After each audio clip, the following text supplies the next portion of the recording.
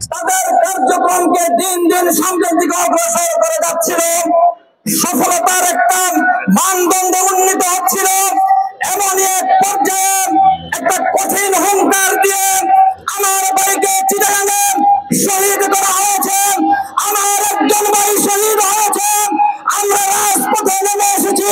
খবরদার হুঁশিয়ার করে দিতে চাই, আর একবার যদি আঙ্গুল ওঠে, আঙ্গুলকে আমরা ব্যাঙ্গে চুরমার করে দেব।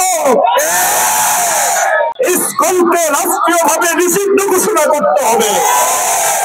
ইসকনের পক্ষে যারা কথা বলো, খেয়াল রেখো, ইসকনের সাথে আমাদের হয়তো লড়াই হবে। সেই লড়াই যদি আমরা বেঁচে যাই, তো খেয়াল রেখো, তোমাদের একজনের পেটের চামড়া থাকবে না। তাই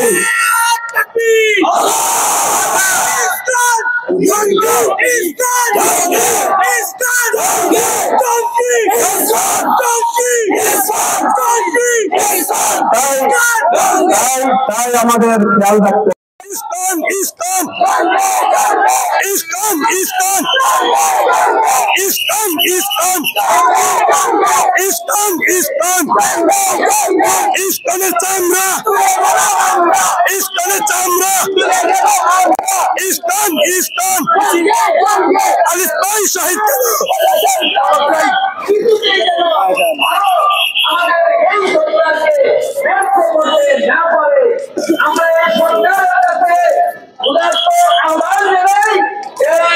ভারতের একটা চক্রান্ত হলো ইসকন।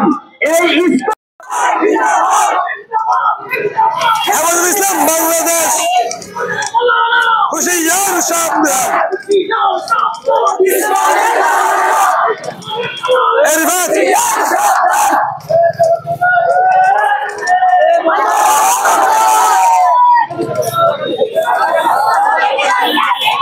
আমি গান